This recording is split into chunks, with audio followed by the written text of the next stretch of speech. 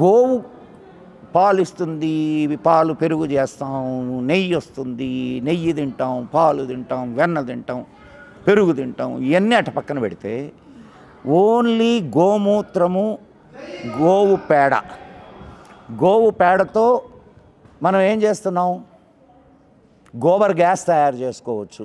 Gobar gas వల్ల నీ ఇంట్లో వంట వండుకోవచ్చు, నీ బైక్ నడుపుకోవచ్చు, నీ ఇంట్లో కరెంటు చేసుకోవచ్చు.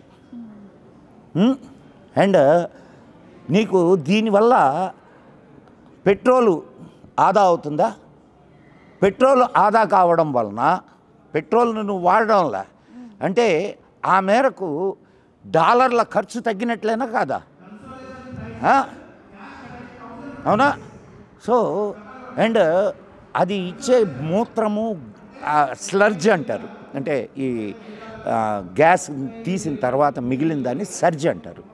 ఈ సర్జ్ వీటితో నువ్వు ఎరువుల్ని తయారు చేసుకుంటున్నావు.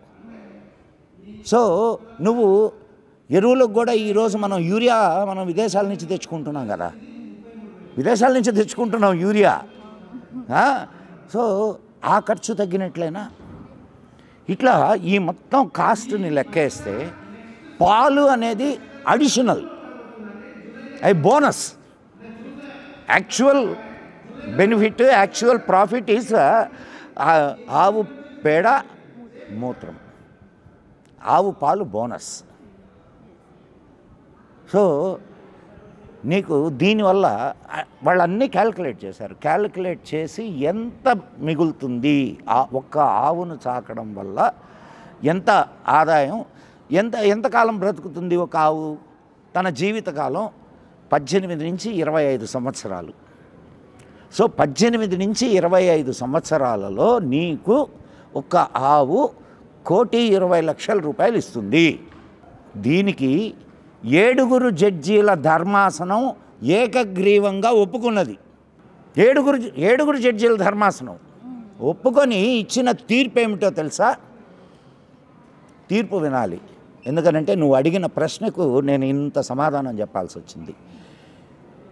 తీర్పు ఏమని ఇచ్చారంటే, గోవులను కాపాడడం అనేది భారతీయుల మౌలిక హక్కు.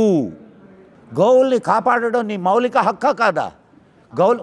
మౌలిక హక్కుని ఉల్లంఘించి నిన్ను కాల్చారు అని అంటే గోవుల్ని రక్షించినందుకు శిక్షార్హుడా కాదా?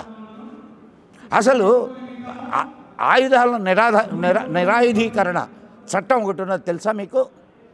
You are not supposed to wear a weapon. అవునా?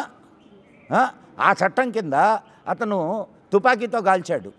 ఏదో మొన్న జరిగిన సంఘటనలో తుపాకీ ఎక్కడి నుంచి వచ్చింది అతనికి? నిరాయుధీకరణ చట్టం ప్రకారం అతను శిక్షితుడా కాదా? శిక్ష పడాలనా పర్లేదా? ఓకే సరే. రెండవది, గోవుని కాపాడడం మౌలిక హక్కు కాబట్టి అతను కాపాడుతుంటే ఇతను అడ్డుపడ్డాడు అంటే కోర్టు ధిక్కరణ నేరం అతని మీద మోపాలనా లేదా? సో ఇన్ని అంశాలు ఆ ఒక్క సంఘటన మీద ఆధారపడి ఉన్నాయి.